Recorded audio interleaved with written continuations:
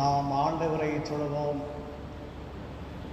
நீங்கள் உங்கள் வஸ்திரங்களை அல்ல, உங்கள் இருதயங்களை கிழித்து உங்கள் தேவனாகிய கர்த்தரிடத்தில் திரும்புங்கள். அவர் இரக்கமும் மன உருக்கமும் நீடிய சாந்தமும் மிகுந்த கிருபையுள்ளவருமாயிருக்கிறார். நாம் ஜெபம் செய்வோம். கிருபை நிறைந்த எங்கள் ஆண்டவரே, இந்த பெரிய வாரத்தினுடைய வியாழக்கிழமையிலே உம்முடைய சமூகத்திலே நாங்கள் வாண்டும் மெத்தடிஸ்ட் தமிழ் திருச்சபையாக இந்த மாலை நேரத்திலே நாங்கள் இருக்கிற இடங்களிலிருந்து எங்களுடைய இல்லங்களிலிருந்து வருகிற வாய்ப்பை தந்தீரே, அதற்காக நன்றி சொல்கிறோம். இந்த பெரிய வியாழக்கிழமையிலே இந்த முகநூல் வழியாக நாங்கள் திருச்சபையாகவே ஆராதிக்கிற போது தூயாவியானவர் எங்கள் ஒவ்வொருவரையும் ஆட்கொள்ள வேண்டுமாக ஜெபிக்கிறோம். இந்த வழிபாட்டுகளும் ஏற்படுகிற எல்லா துதையும் சொத்திரமுக்கே செலுத்துகிறோம். எங்களுக்காக பாடுபட்ட அருமை இரட்சகர் இயேசு கிறிஸ்துவின் மூலமாக இதை வேண்டிக் கொள்ளுகிறோம் சாமி. ஆமன். ஆண்டவருடைய நாமத்துக்கு மகிமையாகவும் பெரிய வியாழன் ஆராதனைக்கு ஆரம்பமாகவும் நாம் அனைவரும் இணைந்து கிறிஸ்து சபை பாமாலை 103 பாடுவோம். 105ஆம் பாமாலை.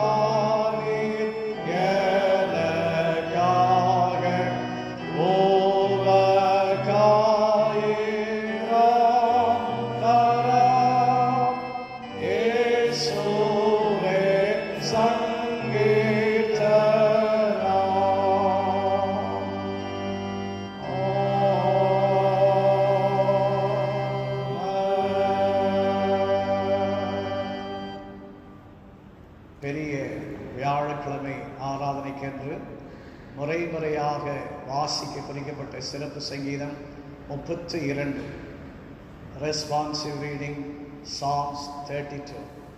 32ஆம் சங்கீதம். எவனுடைய மீறுதல் மன்னிக்கப்பட்டதோ, எவனுடைய பாவம் மூடப்பட்டதோ அவன் பாக்கியவான். அக்கிரமத்தை கர்த்தர் இல்லாதிருக்கிறாரோ, எவனுடைய ஆவில் கவலம் இல்லாதிருக்கிறதோ அவன் பாக்கியவான். நான் அடக்கி வைத்த மட்டும் நித்தம் என் கதறலினாலே என் எலும்புகள் உலர்ந்து போயிற்று. பகலும் என்மேல் உடைய கை பாரமாயிருப்பதினால் என் சாரம் உஷ்ணகால வறட்சி போல வறண்டு போயிற்று. நான் என் அக்கிரமத்தை மறைக்காமல் என் பாவத்தை அறிவித்தேன். என் மீறல்களை கர்த்தருக்கு அறிக்கையிடுவேன் என்றேன். தேவரீர் என் பாவத்தின் தோஷத்தை மன்னித்தீர். இதற்காக சகாயம் கிடைக்கும் காலத்தில் பக்தி உள்ளவன் எவனும் உம்மை நோக்கி விண்ணப்பம் செய்வான். அப்பொழுது மிகுந்த ஜலப்பிரவாகம் வந்தாலும் அது அவனை அணுகாது. நீர் எனக்கு மறைவிடமாயிருக்கிறீர். என்னை நீர் இக்கட்டுக்கு விலைக்கு காத்து இரட்சண்ய பாடல்கள் என்னை சூழ்ந்து கொள்ளும்படி செய்வீர். நான் உனக்கு போதித்து நீ நடக்க வேண்டிய வழியை உனக்கு காட்டுவேன். உன் கண்மேல் என் கண்ணை வைத்து ஆலோசனை சொல்வேன். வாரினாலும் கடிவாளத்தினாலும் வாய் கட்டப்பட்டால் ஒழிய உன் கிட்ட சேராத புத்தியில்லா குதிரையைப் போலவும் கோவேறு கழுதையைப் போலவும் இருக்க வேண்டாம். துன்மார்க்கனுக்கு அநேக வேதனைகள் உண்டு. கர்த்தரை நம்பியிருக்கிறவரையோ கிருபை சூழ்ந்து கொள்ளும். நீதிமான்களே, கர்த்தருக்குள் மகிழ்ந்து களி கூறுங்கள். செம்மையான இருதயமுள்ளவர்களே, நீங்கள் எல்லாரும் ஆனந்த முழக்கமிடுங்கள். பிதாவுக்கும் குமாரனுக்கும் பரிசுத்த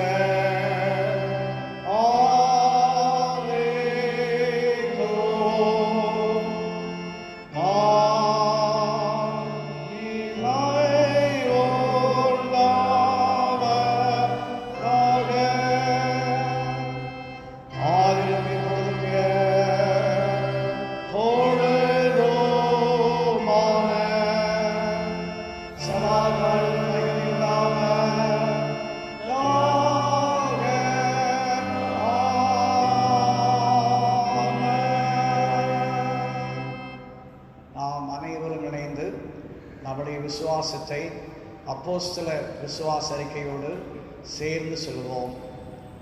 வானத்தையும் பூமியையும் படைத்த சர்வவல்ல பிதாவாகிய தேவனை விசுவாசிக்கிறேன். அவருடைய ஒரே குமாரனாகிய நம்முடைய நாதர் இயேசு கிறிஸ்துவை விசுவாசிக்கிறேன். அவர் பரிசுத்தாவினாலே கன்னியார்த்து பிறந்தார். பொந்திய பிலாத்தின் காலத்தில் பாடுபட்டு சிலுவையில் அறையுண்டு மரித்து அடக்கம் பண்ணப்பட்டு பாதாளத்தில் இறங்கினார். 3ஆம் நாள் மரித்தெழுந்தெழுந்தெழுந்தினார். மரணத்துக்கு ஏறி சர்வவல்ல பிதாவாகிய தேவன் சென்றிருக்கிறார். அவ்விடத்திலிருந்து உள்ளவரை மறுத்தலை நியாயந்திருக்க வருவார். பரிசுத்தாவை விசுவாசிக்கிறேன். பொதுவாக பரிசு சபையும் பரிசுத்தாவினுடைய ஐக்கியமும் பாவ மன்னிப்பும் சரீர வைத்தொழுதும் நித்திய ஜீவனும் விசுவாசிக்கிறேன். ஆமன். நாம் முழங்காலில் இருந்தவாறு கர்த்தருடைய ஜெபத்தை சேர்ந்து சொல்வோம். பரமண்டலங்களில் இருக்கிற எங்கள் பிதாவே, பிதாவர் சுத்தப்படுவதாக, ராட்சியம் வருவதாக, நிஷ்ட பரமண்டலத்திலே செய்வது போல பூமியிலே செய்வதாக.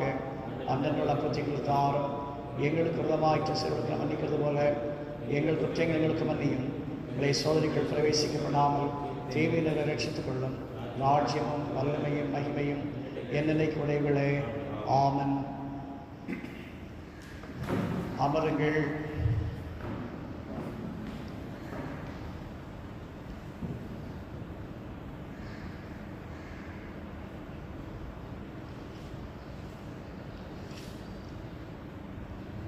பெரிய வியாழக்கிழமைக்கென்று வாசிக்கும்படியாக தெரிந்து கொள்ளப்பட்ட திருமறை பாடம் தூய மத்தேயு நற்செய்தி 26ஆம் அதிகாரம் 17ஆம் வசனம் முதல் 28ஆம் வசனங்கள் முடிய.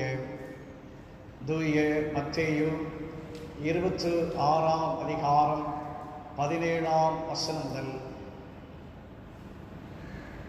புளிப்பில்லாத அப்ப பண்டிகையின் முதல் நாளிலே சீஷர்கள் இயேசுவிடத்தில் வந்து, பஸ்காவை புசிப்பதற்கு நாங்கள் எங்கே உமக்கு ஆயத்தமென சித்தமாயிருக்கிறீர் என்று கேட்டார்கள்.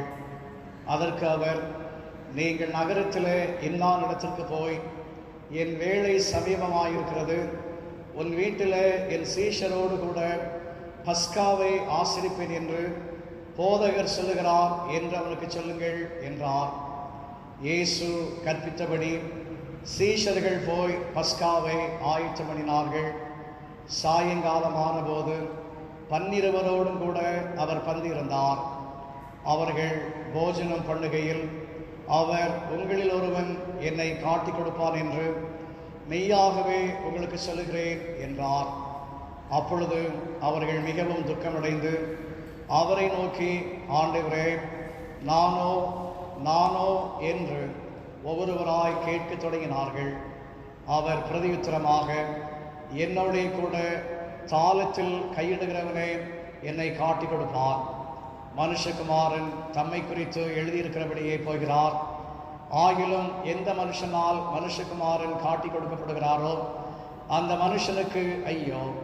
அந்த மனுஷன் பிறவாதிருந்தானால் அவனுக்கு நலமாயிருக்கும் என்றார்.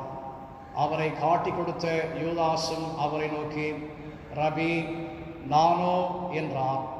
அதற்கு அவர், நீ சொன்னபடிதான் என்றார். அவர்கள் போஜன பண்ணுகையில் இயேசு அப்பத்தை எடுத்து ஆசீர்வதித்து அதை பெற்று சீஷர்களுக்கு கொடுத்து, நீங்கள் வாங்கி புசியுங்கள், இது என்னுடைய சரீரமாயிருக்கிறது என்றார். பின்பு பாத்திரத்தையும் எடுத்து ஸ்தோத்திரம் பண்ணி அவர்களுக்கு கொடுத்து, நீங்கள் எல்லாரும் இதிலே பானம் பண்ணுங்கள், இது பாவ மன்னிப்புண்டாகும்படி அநேகருக்காக சிந்தப்படுகிற புது உடன்படிக்கைக்குரிய இரத்தமாயிருக்கிறது. 29ஆம் வசனம்.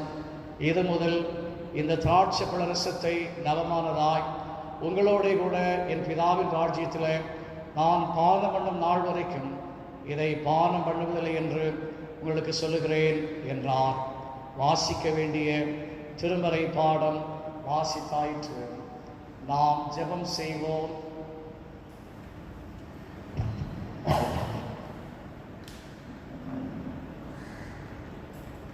கிருபை நிறைந்த எங்கள் நல்ல ஆண்டவரே, இந்த ஆண்டினுடைய பெரிய வெள்ளிக்கிழமையிலே, பெரிய வியாழக்கிழமையிலே, இந்த மாலை நேரத்திலே உடைய சமூகத்துக்கு நாங்கள் பாண்டும் மெத்தடிஸ்ட் தமிழ் திருச்சபையாக இந்த முகநூல் வழியாக நாங்கள் இருக்கிற இடங்களிலிருந்து எங்களுடைய இல்லங்களிலிருந்து வருகிற வாய்ப்பை கொடுத்தீரே, அதற்காக மீண்டுமாக மக்கள் நன்றி சொல்கிற சாமி. ஆண்டவரே, இப்படிப்பட்ட ஒரு பெரிய வாய்ப்பை தம்முடைய பிள்ளைகள் மூலமாக எங்களுக்கு நீர் ஆராதிப்பதற்கு கொடுத்த நல்ல வாய்ப்புக்காக நாங்கள் மீண்டுமாக மக்கள் நன்றி சொல்கிற சாமி. இந்த பெரிய வாரத்தினுடைய வியாழக்கிழமையினுடைய மாலை நேரத்திலே உம்முடைய பிரசனத்துக்கு திருச்சபையாக வந்திருக்கிற நாங்கள் எங்களை ஆராய்ந்து பார்க்கிறோம். நீர் எங்களை ஆராய்ந்து பார்க்க வேண்டுமாக அழைக்கிறோம். உம்மை வேதனைப்படுத்துகிற காரியங்கள், உம்மை விசனப்படுத்துகிற காரியங்கள் எங்களுடைய ஜீவியத்திலே உண்டு என்று நீ உணர்த்தி பிறந்தால் அவைகளை விட்டு விலகத்தக்கதான சிந்தையை நீர் எங்கள் ஒவ்வொருவருக்கு தந்திரள வேண்டும் என்று நாங்கள் நீ நோக்கி ஜெபிக்கிறோம். எங்களுடைய தவறுகளை உணர்ந்து கொள்ளுகிற உணர்வுள்ள இருதயங்களை நீர் எங்கள் ஒவ்வொருவருக்கு தர வேண்டும் என்று நாங்கள் நீ நோக்கி ஜெபிக்கிறோம்.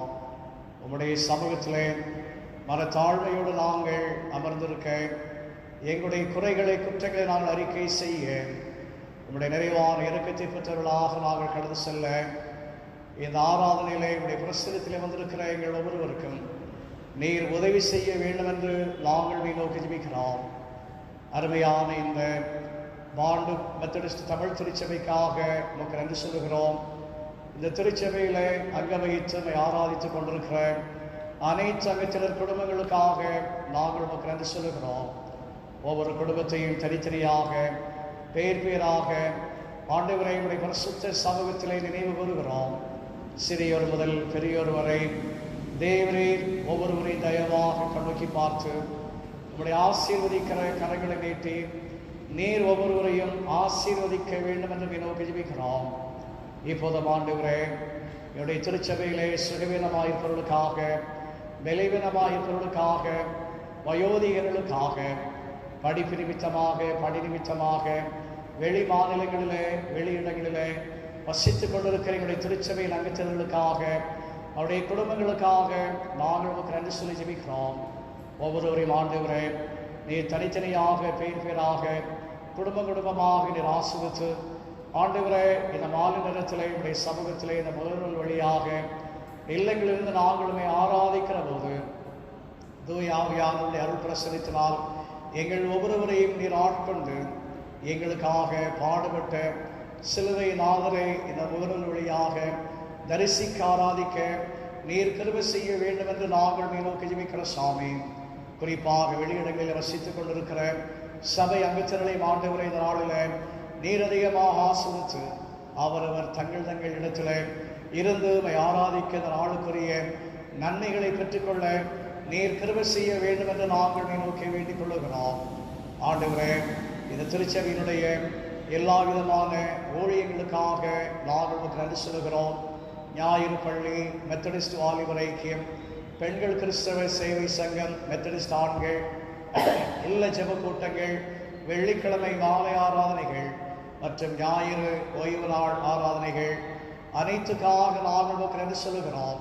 ஆண்டவரை நிறுத்தப்பட்டிருக்கிற இந்த ஊழியங்கள் அனைத்துமே மிக விரைவாகவே இந்த மாதத்திலேயே ஆரம்பிக்கப்படத்தக்கதாக கிருபை செய்யும் சாமி.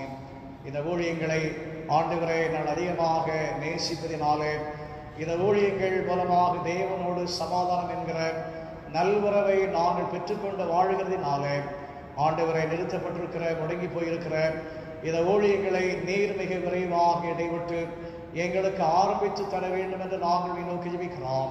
மூடப்பட்டிருக்கிற உடைய ஆலயமும் மிக விரைவாக திறக்கப்படத்தக்கதாக ஆண்டவரே, உடைய சமூகத்தை வாஞ்சித்துக் கொண்டிருக்கிற நாங்கள் ஒவ்வொருவரும் குடும்பமாக உடைய சமூகத்துக்கு நாங்கள் வந்து ஆராதிக்கவும் நீர் எங்களுக்கு நல்ல கால சூழ்நிலைகளை ஏற்படுத்தி கொடுக்க வேண்டும் என்று நாங்கள் நோக்கி ஜெபிக்கிறோம். குறிப்பாக நீர் எங்களுக்கு கொடுத்த இந்த ஆண்டினுடைய தவக்காலங்களுக்காக நமக்கு நன்றி சொல்கிற சாமி. ஆண்டவரை, இந்த ஆண்டிலும் சிலுவை நாதரை நோக்கி பார்க்க, சிலுவை பெற்ற உபதேசத்தை நாங்கள் சிந்திக்க தியானிக்க எங்களுக்கு கொடுத்த வாய்ப்புக்காக நமக்கு நன்றி சொல்கிற சாமி. குறிப்பாக இந்த பெரிய வாரத்துக்காக, இந்த பெரிய வாரத்திலும் ஆண்டவரை இந்த வியாழக்கிழமையில உங்களுடைய சமூகத்துக்கு இந்த முகநூல் வழியாகவே ஆராதிக்கவும் நீர் எங்களுக்கு கொடுத்த வாய்ப்புக்காக நமக்கு நன்றி சொல்கிற சாமி.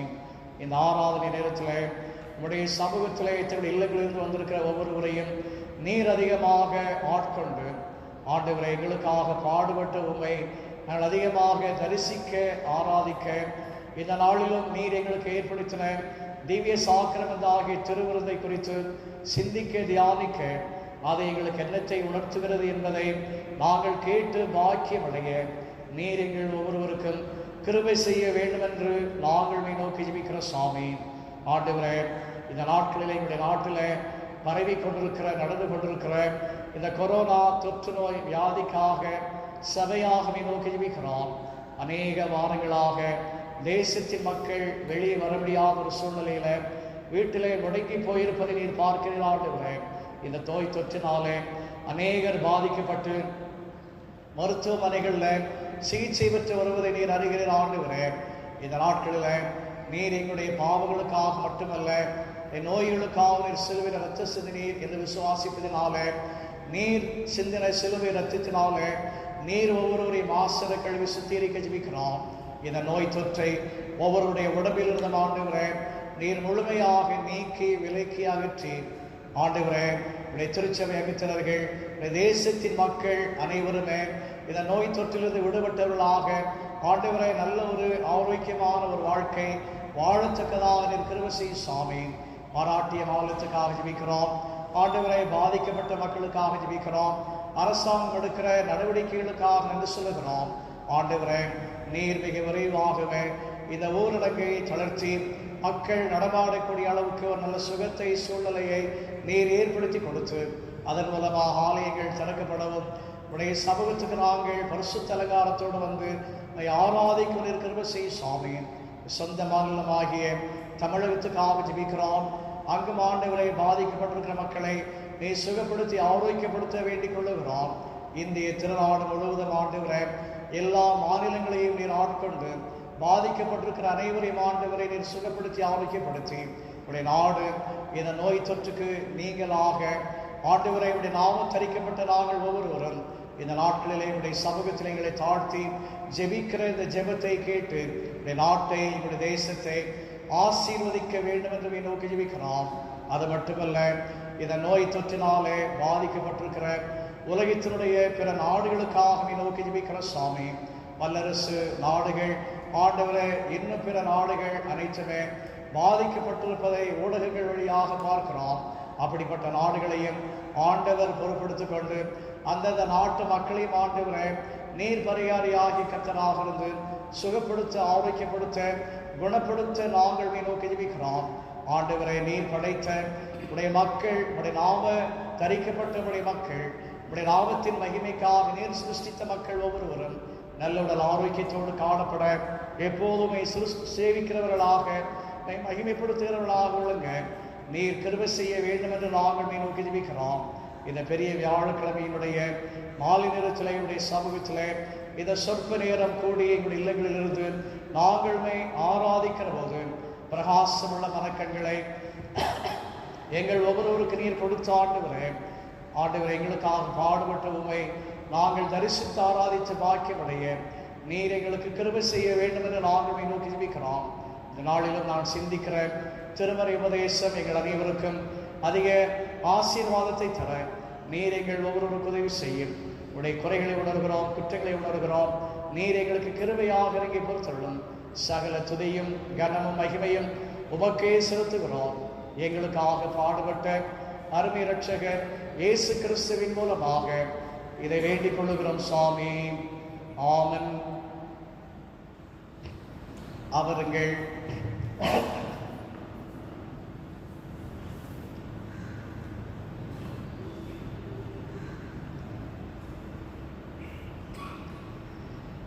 கர்த்தருக்குள் பிரியமான திருச்சபையின் மக்களே, ஆண்டவருடைய பிரசன்னத்திலே மீண்டுமாக இந்த பெரிய வியாழக்கிழமை ஆராதனையின் மூலமாக இந்த முகநூல் வழியாக உங்கள் அனைவரையும் காண்பதிலே அதிகமாக மகிழ்ச்சி அடைகிறோம்.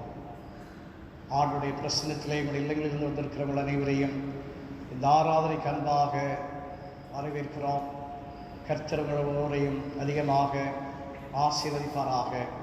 இந்த நாளிலும் நாம் ஆண்டவரை ஆராதிப்பதற்கென்று நமக்கு இப்படிப்பட்ட ஒரு வாய்ப்பை, வசதியை ஒழுங்கு செய்து கொடுத்த நம்முடைய திருச்சபையின் அங்கத்தினர்களுக்கு மீண்டுமாக நம்முடைய வாழ்த்துக்களையும் நம்முடைய பாராட்டுகளையும் தெரிவித்துக் கொள்கிறோம்.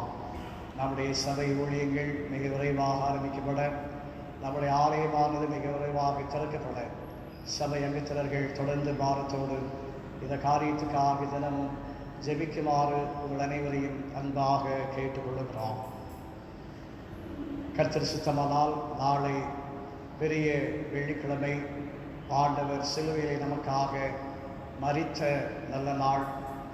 ஆண்டவர் சிலுவையில் உரைத்த 7 வார்த்தைகளை சிந்திக்கிற ஒரு நல்ல நாள். இந்த பெரிய வெள்ளிக்கிழமை ஆராதனை நம்முடைய ஆலயத்தில் வழக்கம் போல இந்த முகநூல் வழியாக ஒளிபரப்பப்படும். திருச்சபை அங்கத்தினர்கள் அறிவிக்கப்படுகிற இந்த நேரத்திலே உங்கள் இல்லங்களிலிருந்து இந்த ஆராதனையிலே நீங்கள் குடும்பமாக பங்கெடுத்து பாக்கியமடைய உங்கள் அனைவரையும் அன்பாக கேட்டுக்கொள்கிறோம். கிறிஸ்து உயிர்த்த திருநாளாகிய ஈஸ்டர் திருநாள் ஆராதனை குறித்த அறிவிப்பும் சபையோருக்கு அந்த நாளிலே அறிவிக்கப்படும். அதிலும் நீங்கள் முகநூல் வழியாக இணைந்து ஆண்டவரை ஆராதிக்க உங்கள் அன்புடன் கேட்டுக்கொள்கிறோம். இந்த ஆராதனைகளுக்குரிய காணிக்கையை உங்களுக்கு சபையிலிருந்து தந்திருக்கிற சுய உறுப்பு உண்டியலில் நீங்கள் குடும்பமாக படைத்து ஆசி பெறவும் உங்கள் அன்புடன் கேட்டுக்கொள்கிறோம். மீண்டுமாக ஆண்டவருடைய நாமத்துக்கு மகிமையாக நாம் அனைவரும் இணைந்து பாமாலை 282 பாடுவோம். 282ஆம் பாமாலை.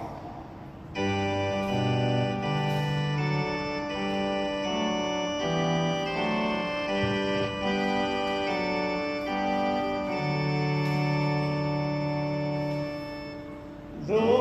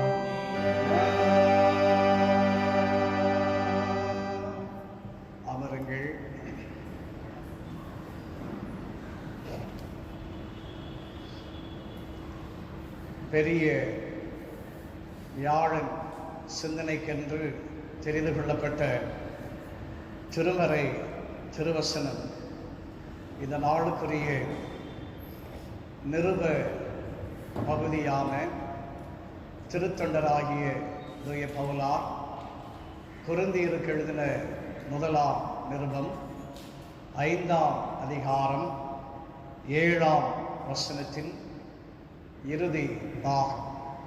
1 கொரிந்தியர் 5:7 கடைசி. நம்முடைய பஸ்காவாகிய கிறிஸ்து நமக்காக பலியிடப்பட்டிருக்கிறார்கள்.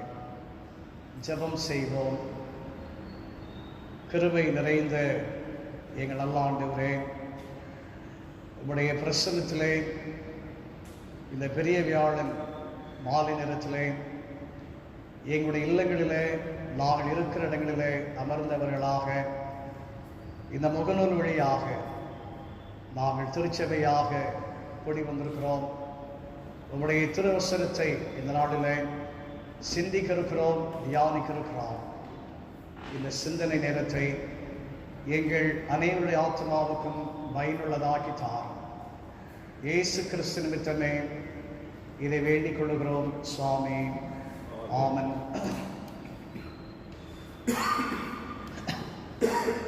கர்த்தருடைய பெரிதான கிருபையினாலே இந்த 2020ஆம் ஆண்டினுடைய தவக்கால பெரிய வாரத்தினுடைய வியாழக்கிழமையில திருச்சபையாக இந்த முகநூல் வழியாக ஆண்டுடைய சமூகத்துக்கு கடந்து வருவதற்கு ஆண்டவர் செய்த இந்த மிகப்பெரிய கிருபைக்காக நாம் ஆண்டவருக்கு நன்றி சொல்லுவோம். இந்த நாள் நம்முடைய திருச்சபை வரலாற்றில் நம்முடைய ஆவிக்குரிய வாழ்க்கையில மிக முக்கியமான நாளாக கருதப்படுகிறது, காணப்படுகிறது. இயேசுவானவர் தன்னுடைய சீஷர்களோடு ஆசரித்த பஸ்கா ராவிருந்து திருவிருந்தாக மாற்றப்பட்ட, ஏற்றுக்கொள்ளப்பட்ட ஒரு நிகழ்வை நினைவு கூறுகிற ஒரு நாளாக, ஆராதனையாக இந்த பெரிய வியாழன் ஆராதனை காணப்படுகிறது. இந்த நாட்களிலே, நம்முடைய நாட்டிலே காணப்படுகிற கொரோனா என்கிற நோய் தொற்றினாலே நாம் வழக்கமாக ஆசரிக்கிற முதல் தேதி அருணோதய திருவிருந்து ஆராதனையையும், முதல் ஞாயிற்றுக்கிழமையில நாம் கடைபிடிக்கிற திருவிருந்து ஆராதனையையும், இந்த நாளிலே நாம் பங்கெடுக்கிற திருவிருந்தையும் நம்மால் நடத்த முடியாததற்கு அதிகமாக வருத்தப்படுகிறோம். நம்முடைய ஆவிக்குரிய வாழ்வினுடைய ஆசீர்வாதம் ஆண்டவருடைய திருவிருந்தின் வழியாக நமக்கு கிடைக்கிறது. தேவனுடைய பிள்ளைகளாகிய நம் ஒவ்வொருவருக்குமே ஆண்டவர் பாராட்டுகிற கிருபை வரங்களை நாம் பெற்றுக்கொள்வதற்கென்று தேவன் திருச்சபை வழியாக நமக்கு ஏற்படுத்தின ஒரு அருட்சாதனம் திருவிருந்து என்று நாம் அனைவருமே விசுவாசிக்கிறோம், அறிந்திருக்கிறோம். அப்படி ஆண்டவர் தன்னுடைய சீடர்களோடு ஆசரித்த பஸ்கா ராவிருந்தை நினைவு கூறும்படியாக, ஆண்டவர் ஆசரித்த பஸ்கா ராவிருந்து என்கிற திருவிருந்திலே நாம் பங்கெடுக்கும்படியாக இந்த மாலை நேரத்திலே நாம் நினைத்துக் கொண்டிருந்தாலும், எண்ணிக்கொண்டிருந்தாலும், இந்த பஸ்கா ராவிருந்து நமக்கு என்னத்தை உணர்த்துகிறது என்பதை மட்டுமே திருமறையிலிருந்து மிக சுருக்கமாக, வேகமாக சிந்தித்து நாம் நிறைவு செய்வோம். திருச்சபை ஒவ்வொரு ஞாயிற்றுக்கிழமைகளிலும் நமக்கு தருகிற தியான தலைப்புகளில் சில மாதங்களிலே திருவிருந்து என்கிற தலைப்பு நமக்கு கொடுக்கப்படுகிறது. திருவிருந்தை குறித்து நம்முடைய ஓய்வு நாட்களிலே நாம் சிந்தித்திருக்கிறோம். திருவிருந்து நமக்கு திருமறை என்ன சொல்கிறது என்பதை நாம் ஒவ்வொருவருமே அறிந்திருக்க வேண்டும். ஒருவேளை திருவிருந்தை நாம் அறிந்தவர்களாக இருந்தாலும் திருவிருந்தை குறித்து திருமறையினுடைய உபதேசத்தை நாம் அறியாதவர்களாகவே காணப்படுகிறோம். இந்த திருவிருந்து நம்முடைய ஆவிக்குரிய வாழ்வினுடைய ஒரு அருள் சாதனம் என்று நாம் அறிந்திருந்தாலுமே அநேகருக்கு இந்த திருவிருந்தை குறித்த சரியான போதனைகள் இல்லாததினாலே திருவிருந்திலே நாம் அநேகராக பங்கு பெறுவது இல்லை. ஒருவரை திருத்தொண்டராகிய பவுலார் கொரிந்தியருக்கு எழுதின முதலாவது திருமுகத்திலே இந்த பஸ்கா ராவிருந்தாகிய திருவிருந்தை குறித்து போதித்திருந்ததினாலே இப்படிப்பட்ட ஒரு பய எண்ணம் நம் அனைவருடைய உள்ளத்திலுமே காணப்படுகிறது. ஆனால் நாம் படித்த திடப்படுத்தல் வகுப்புகளிலே திருவிருந்து ஒரு அருள் சாதனம் என்று நாம் கற்றுக் கொடுக்கப்பட்டிருப்பதினாலே இந்த அருள் சாதனமாகிய திருவிருந்திலே நாம் எல்லா நேரத்திலுமே பங்கெடுக்க வேண்டும் என்று நாம் கற்பிக்கப்பட்டிருப்பதினாலே திருவிருந்திலே நாம் கட்டாயம் கலந்து கொள்ள வேண்டும். நான் பாவி என்று நினைத்துக் கொண்டு இந்த திருவிருந்திலே நாம் பங்கு பெறுவதற்கு அபாத்திரன் என்று நாம் நினைத்துக் கொண்டு எவ்வளவு காலத்துக்கு இந்த திருவிருந்திலே நாம் பங்கெடுக்காதவர்களாக இருக்கிறோமோ அவ்வளவு காலம் ஆண்டவருடைய கிருபை நம்முடைய வாழ்க்கையிலே நாம் பெற்றுக்கொள்ள முடியாது. ஆகவே இந்த திருவிருந்தை குறித்த ஒரு ஆயத்தம் நம் அனைவருடைய வாழ்க்கையிலுமே காணப்பட வேண்டும். இந்த திருவிருந்திலே நாம் பங்கெடுப்பதற்கு ஏதுவாக நாம் ஒவ்வொருவரும் நம்மை எப்போதுமே தயார் நிலையிலே வைத்துக் கொள்ள வேண்டும். நம்முடைய ஆலயத்திலே இந்த வாரம் நமக்கு திருவிருந்து பரிமாறப்படுகிறது என்று நாம் அறிந்தவர்களாக இருப்பதினாலே அந்த நாளை குறித்த ஒரு ஆயத்தம் நம்மிலே எப்போதுமே காணப்பட வேண்டும். இந்த திருவிருந்திலே நாம் பங்கு வருவதன் மூலமாக ஆண்டவருடைய பாவ மன்னிப்பை நாம் பெற்றுக் கொள்ளுகிறோம். இதற்கு முன்பு ஒரு ஓய்வு நாளிலே திருவிருந்தை குறித்து நாம் சிந்தித்த போது திருவிருந்து நமக்கு 3 ஆவிக்குரிய உண்மைகளை உணர்த்துகிறது என்று நாம் பார்த்தோம். தென்னிந்திய திருச்சபையினுடைய திருவிருந்து ஆராதனை முறைமையை நாம் படித்து பார்க்கிற போது அந்த தென்னிந்திய திருச்சபையினுடைய ஆராதனை முறைமையிலே திருவிருந்தை 3 விஷயங்கள் நமக்கு கற்றுக் கொடுக்கப்படுகிறது. ஒன்று என்ன? ஆண்டவரே, நம்முடைய மரணத்தை நினைவு கூறுகிறோம். இரண்டாவதாக நம்முடைய உயிர்த்தெழுதலை நாங்கள் அறிக்கை செய்கிறோம். மூன்றாவதாக நீ திரும்பி வருவதற்கு காத்து கொண்டிருக்கிறோம் என்று சொல்லுகிறோம். இந்த ஆண்டவருடைய திருவிருந்து நமக்கு இப்படிப்பட்ட ஒரு ஆவிக்குரிய போதனைகளை கற்றுக் கொடுப்பதனால இந்த திருவிருந்திலே நாம் கட்டாயம் கலந்து கொள்ள வேண்டும். இந்த திருவிருந்திலே நாம் பங்கு வருவதன் மூலமாக இயேசு எனது பாவங்களுக்காக மரித்தார் என்று நாம் நினைத்து பார்க்கிறோம். இந்த திருவிருந்திலே நாம் பங்கு வருவதன் மூலமாக என்னுடைய பாவத்துக்காக மரித்த இயேசு உயிர்த்தெழுந்தார் என்ற உயிர்த்தெழுதலுக்கு சாட்சியாக திருவிருந்திலே பங்கு வருகிறோம். எனக்காக உயிர்த்தெழுந்த ஆண்டவர் பரத்துக்கு எழுந்து மீண்டுமாக என்னை அவரோடு சேர்த்துக் கொள்ள வருகிறார் என்பதை நாம் எதிர்பார்த்து காத்துக் கொண்டிருக்கிறோம் என்பதை உலகத்துக்கு நாம் பறைசாற்றுகிறோம். அப்படிப்பட்ட ஒரு முக்கியமான திருவிருந்து என்கிற ஒரு திருவருள் சாதனம் இந்த நாளில் நியமிக்கப்பட்டது. ஆண்டவர் தன்னுடைய சீடர்களோடு பங்கெடுத்த அந்த பஸ்கா ராவிருந்து நமக்கு என்ன ஆவிக்குரிய உண்மையை போதிக்கிறது என்பதை மட்டுமே சுருக்கமாக வேகமாக இந்த நாளுக்குரிய திருமறை பகுதிகளை அடிப்படையாக வைத்து நாம் சிந்தித்து நிறைவு செய்வோம். ஆகையினால இந்த பெரிய வியாழன் சிந்தனைக்கு இந்த திருச்சபை நமக்கு தந்திருக்கிற தியான தலைப்பு பஸ்கா, ஆடாகிய கிறிஸ்து. கிரைஸ்ட் தி பாஸ்கல் lamb. பஸ்கா, ஆடாகிய கிறிஸ்து. இயேசுவானவர் தன்னுடைய சீடர்களோடு யூதராக பஸ்கா நாவிருந்தை ஆசரித்த ஒரு நிகழ்வு.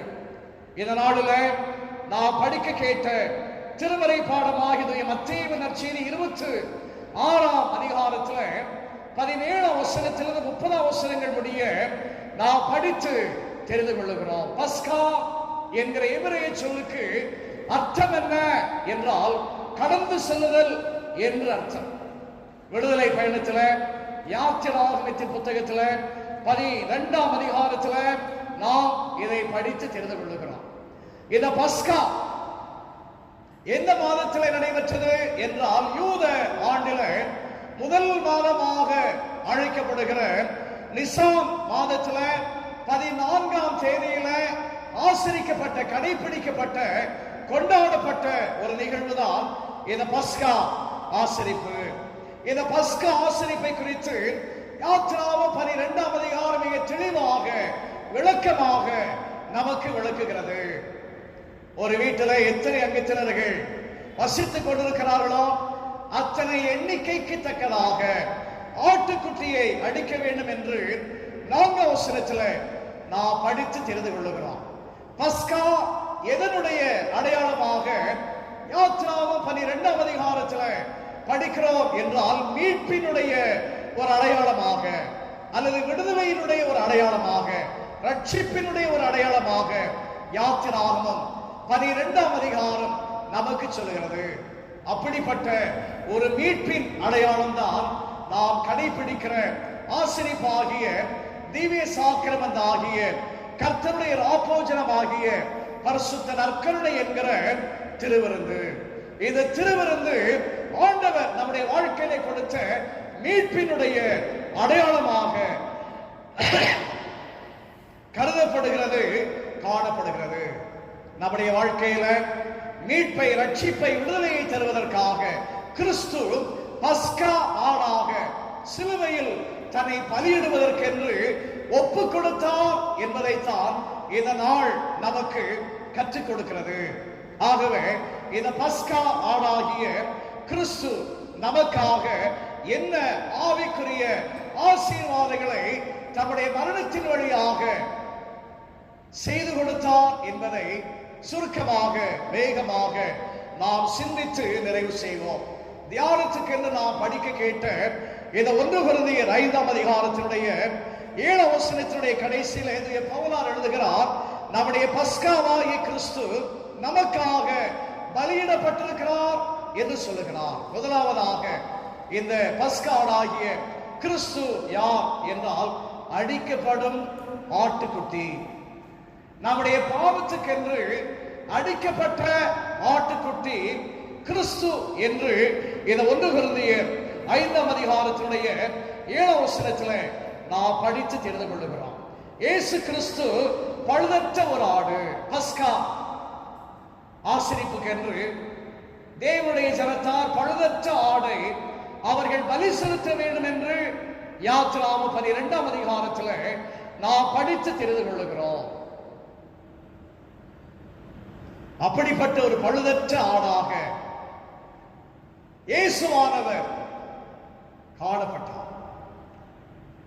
திருமுழுக்கனாகிய யோவான் இயேசுவானவரை பார்த்தபோது உலகத்தினுடைய பாவங்களை சுமந்து இருக்கிற தேவ ஆட்டுக்குட்டி என்று யோவான் 1ஆம் அதிகாரம் 29ஆம் வசனத்தில் சொல்லுவதை நாம் படித்து தெரிந்து கொள்ளுகிறோம்.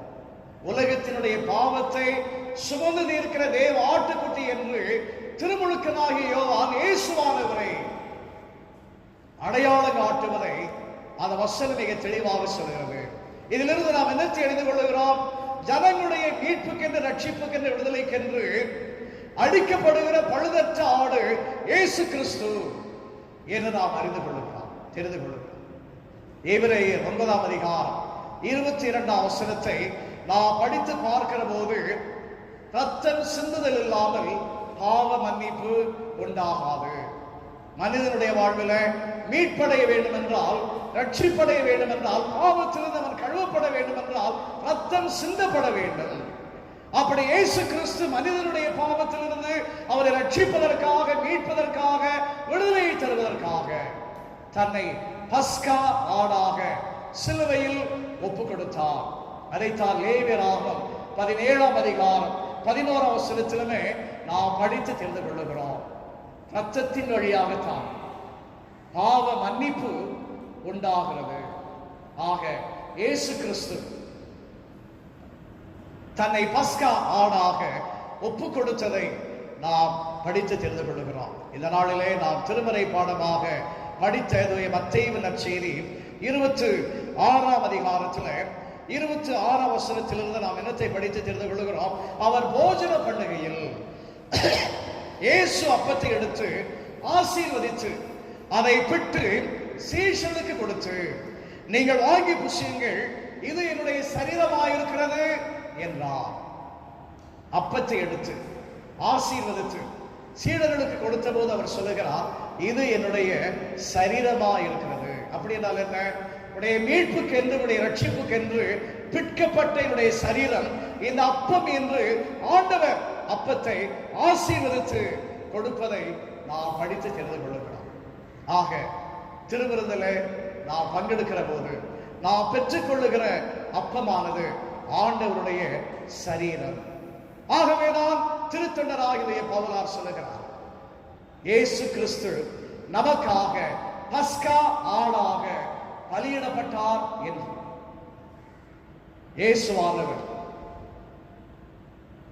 பலியிடப்பட்ட ஆட்டுக்குட்டி, அடிக்கப்பட்ட ஒரு ஆட்டுக்குட்டி, நம்முடைய மீட்புக்காக அடிக்கப்பட்ட ஆட்டுக்குட்டியாக கிறிஸ்து தம்மை சிலுவையில் நமக்காக ஒப்பு கொடுத்தார்.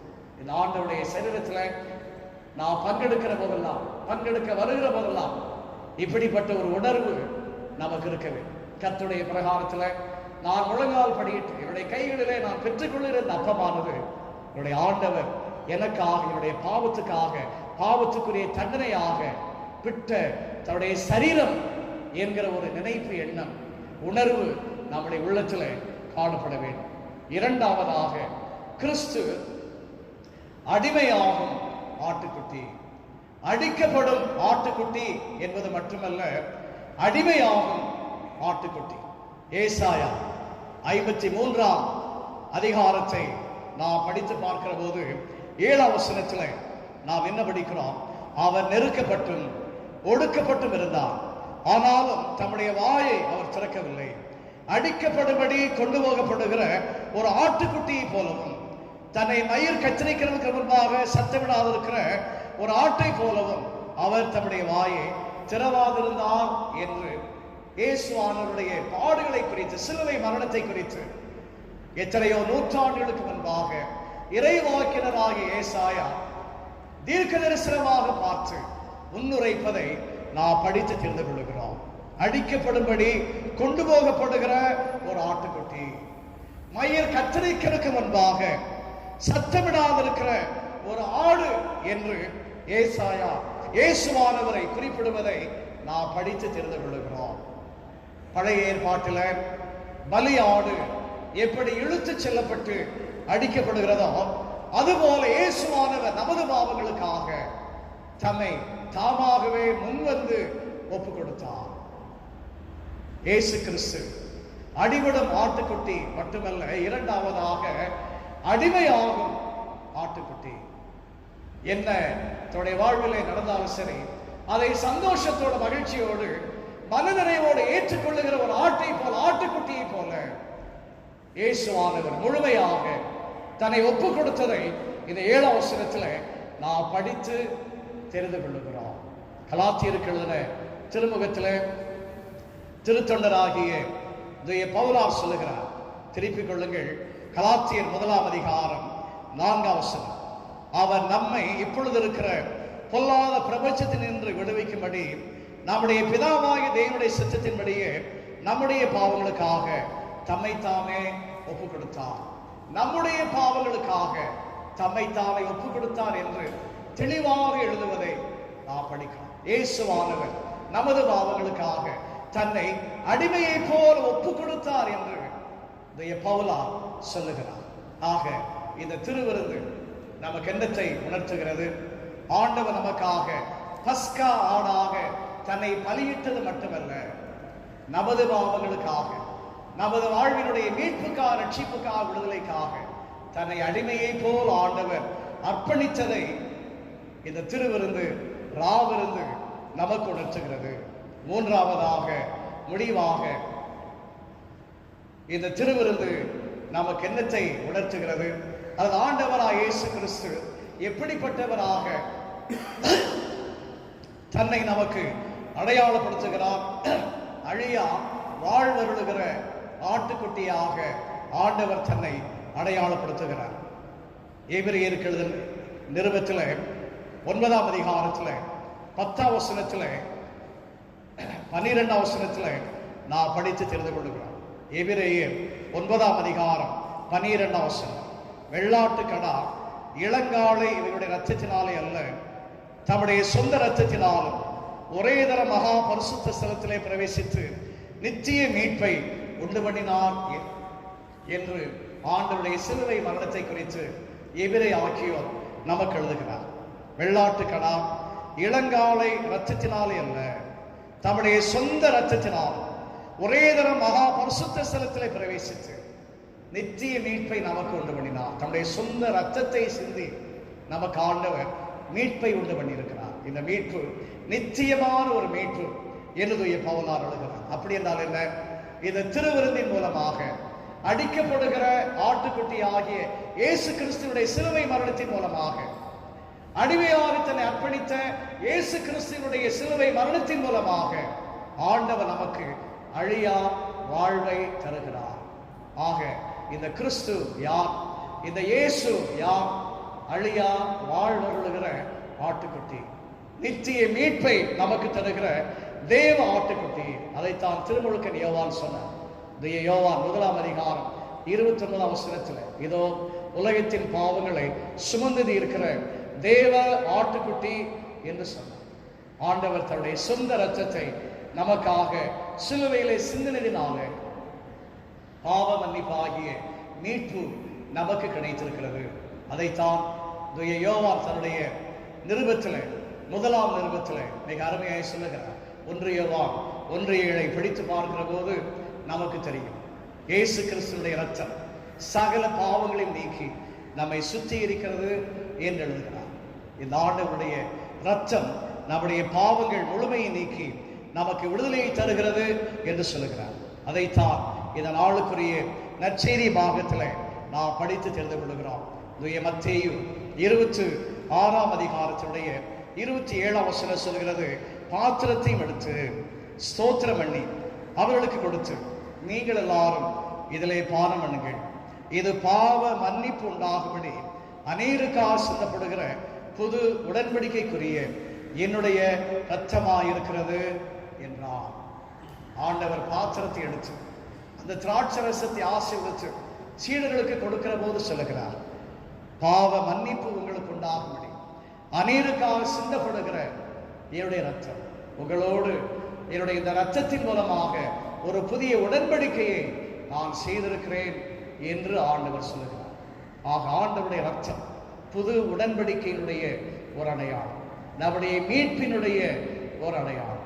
அப்படிப்பட்ட ஆண்டவர் நமக்காக சிந்தின அந்த சிலுவையை, மரணத்தை நினைவு கூறுகிறார். சிலுவை மரணத்தின் வழியாக ஆண்டவர் நமக்கு சிந்தின தூய இரத்தத்தில் திருவிருந்தின் வழியாக பங்கெடுக்க வருகிறார்.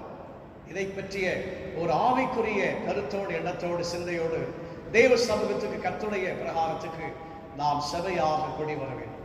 இந்த அப்பம் என்னுடைய பாவத்துக்காக ஆண்டவர் தன்னை பிட்ட சரீரம் என்று நாம் நினைக்க வேண்டும். இந்த இரத்தம், இந்த திராட்சை ரசம் என்னுடைய பாவ மன்னிப்புக்காக தேவன் என்னோடு செய்து கொண்ட ஒரு புதிய உடன்படிக்கையின் அடையாளம் என்று, அவருடைய இரத்தம் என்று நாம் எண்ண வேண்டும். அப்படிப்பட்ட ஒரு பயத்தோடு, பக்தியோடு, பரிசுத்தத்தோடு தேவ சமூகத்துக்கு, கர்த்தருடைய பந்தியில நாம் பங்கு பெற வேண்டும். அப்படிப்பட்ட ஒரு ஆவிக்குரிய அர்ப்பணிப்போடு தேவ சமூகத்துக்கு நாம் வருகிற போதுதான் இந்த திருவிருந்து நமக்கு ஆசீர்வாதத்தை தரும். ஆகவேதான் பவுலார் எழுதுகிறார், அபாத்திர தன்மையில் அபாத்திரராக ஒருவரும் இந்த திருவிருந்தில் பங்கு பெறக்கூடாது. இது அபாத்திர தன்மையை நான் உணர்வுள்ள இதயத்தோடு அறிக்கை செய்வேன். ஆகவேதான் ஆங்கிலேய திருச்சபையினுடைய ஆராதனை முறைமையில பாவ அறிக்கை ஜெபத்தில், திருவிருந்த ஆராதனையில் சொல்லுவார், அபாத்திர தன்மையை நான் உணர்கிறேன் என்று அந்த பாவ அறிக்கையில, திருவிருந்த ஆராதனையில அறிக்கை செய்து தேவ சமூகத்துக்கு நாம் வருகிறோம். இந்த திருவிருந்து நம்முடைய மீட்பினுடைய ஒரு அடையாளம். பஸ்கா ஆடாக ஆண்டவர் தன்னை ஒப்பு கொடுத்ததை நினைவுபடுத்துகிற இந்த ஆராதனையில தேவ சமூகத்துக்கு வந்திருக்கிறதா. நம்முடைய பாவம் ஆண்டவர் எத்தனையாக கெத்செமனேயில வதைத்தது என்பதை நினைத்து பார்க்க வேண்டும். பிதாவினுடைய சித்தத்தில் அவர் கெத்செமனே தோட்டத்தில் முழங்கால் படியிட்டு ஜெபிக்கிற போது ஒன்று முடியாதவராக சொல்லுகிறார், இந்த பாத்திரமானது என்னை விட்டு நீங்க கொடுமாதான் நீங்கட்டும் என்று சொல்லுகிறார். இந்த உலகத்தினுடைய பாவத்துக்காகவே தன்னை அர்ப்பணித்த தேவ ஆட்டுக்குட்டியாக வந்தவர் சிலுவைக்கு செல்லும் முன்பாக கெத்செமனேயில வியாழன் ராவில தேவனுடைய சித்தத்தோடு அவர் போராடி ஜெபித்த போது சொல்லுகிறார், என்னால் முடியவில்லை என்று சொல்லுகிறார். அருமையான திருச்சபையே, தேவனுடைய ஜனமே, நம்முடைய பாவங்கள் எத்தனை அதிகமாக இருந்தார், நம்முடைய பாவங்கள் எத்தனை அகோரமாக இருந்திருந்தார், ஆண்டவரே இந்த பாத்திரத்தை விட்டு விலக்கும் என்று ஜெபித்திருந்தார். இந்த இரவு நேரத்தில் தேவ சமூகத்துக்கு வந்திருக்கிறதா நம்முடைய பாவங்களை, நம்முடைய அக்கிரமங்களை, நம்முடைய அபாத்திரத்தன்மையை உணர்வுள்ள இதயத்தோடு அறிக்கை செய்ய, ஆண்டவரே உங்களுடைய சிலுவையின் ரத்தத்தினால் என்னை மாசன கழுவி சுற்றி நீர் எனக்காக சம்பாதித்த பாவ மன்னிப்பை நான் பெற்றுக்கொள்வேன், உங்களோட சமாதானமாக வாழ எனக்கு உதவி செய்யும் என்கிற ஒரு தீர்மானத்தின் நாளில் நாம் எடுத்துக்கொள்வோம் என்றால் நிச்சயமாகவே இந்த திருவிருந்து நம்முடைய ஆவிக்குரிய வாழ்க்கையில் அர்த்தமுள்ளதாக காணப்படும் என்பதில் சந்தேகமில்லை. இறை ஆசி அனைவரோடும் இருப்பதாக. ஆம். ஜெபம் செய்யும்.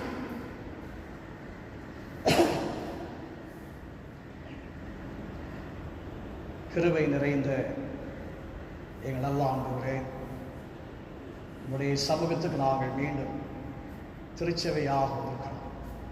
இந்த பெரிய வியாழன் இரவு நேரத்தில் இந்த முகநூல் வழியாக உடைய சமூகத்துக்கு என்னுடைய இல்லங்களிலிருந்து வந்திருக்கிற நாம் பஸ்கா ஆளாகிய கிறிஸ்து என்கிற தலைப்பில் உடைய திருவசனத்தை நாங்கள் சிந்தித்தோம்.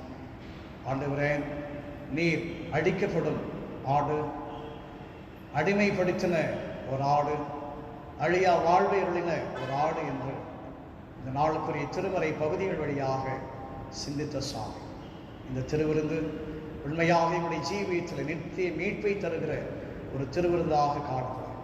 உடைய அபாத்திரத்தன்மை உணர்ந்து உடைய சமூகத்துக்கு நாங்கள் திருவிருந்திலே கலந்து கொண்டு உடைய மீட்பை பெற்றுக்கொண்டு தேவனோடு நல்வரவில் வாழ எங்கள் ஒவ்வொருவருக்கும் நீர் உதவி செய்யும். இயேசுவின் நாமத்தில் இதை வேண்டிக் கொள்ளுகிறோம் சாமி. ஆமென்.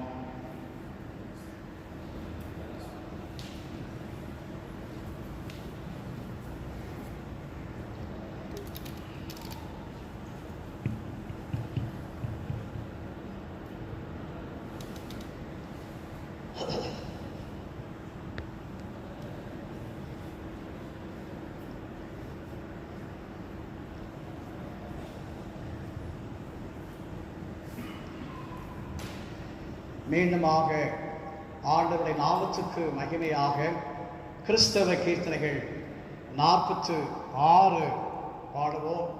அந்த நேரத்திலே நம்முடைய காணிக்கைகளை சேவர் கொண்டிலே நாம் படைப்போம். 46ஆம் கீர்த்தனைகள்.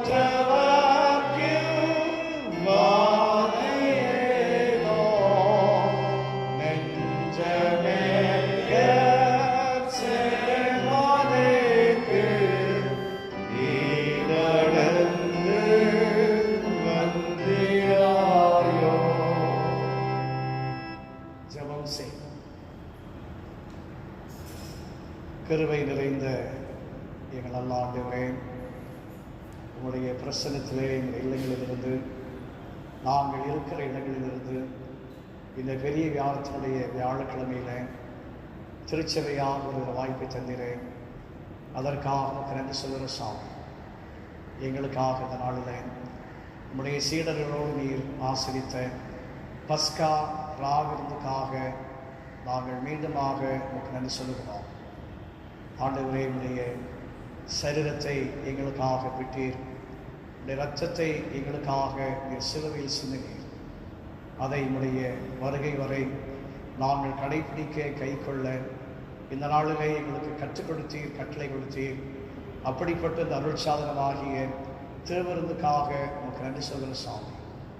ஆண்டவரே, இந்த மாதத்திலே எங்களுடைய சபையிலே ஆலயத்திலே நடைபெற வேண்டிய இந்த திருவிருந்து ஆராதனைகள் கால சூழ்நிலை நிமித்தமாக நடத்த முடியாமல் இருந்தாலும் மிக விரைவாக ஆண்டவரே இந்த திருவிருந்து உடைய சமூகத்திலே ஆசிரிக்கப்பட நாங்கள் சபையாக குடும்பமாக இந்த கர்த்தருடைய பந்தியிலே நாங்கள் பங்கு பெற்று இந்த திருவிருந்துக்குரிய நன்மையை பெற்றுக்கொள்ள எங்கள் ஒவ்வொருவருக்கும் நீர் கிருபை செய்ய வேண்டும் என்று நாங்கள் நோக்கி ஜெபிக்கிற சாமி.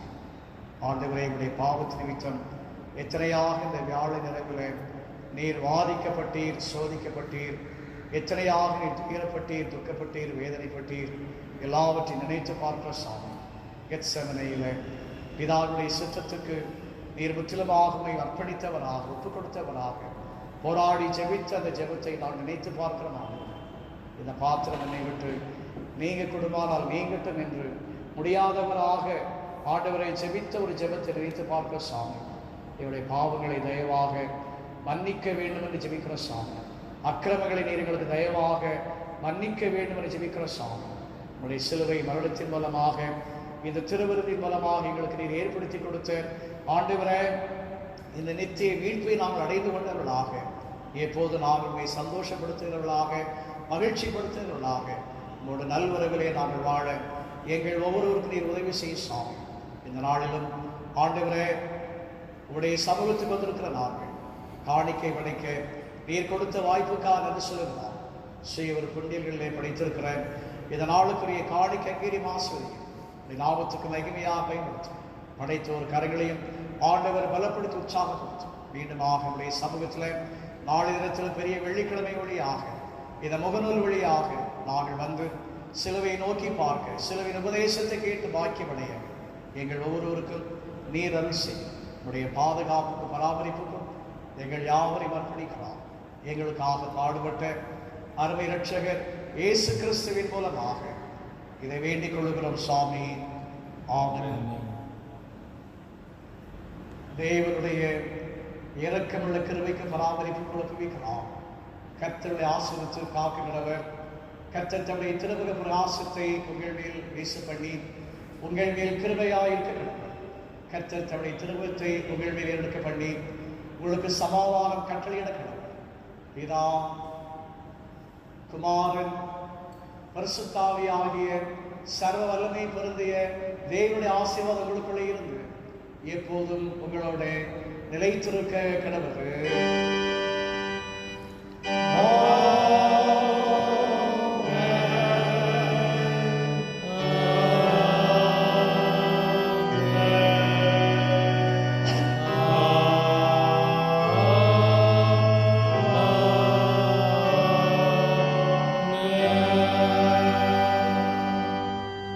முடிவு கீதம் பாமாலை 323.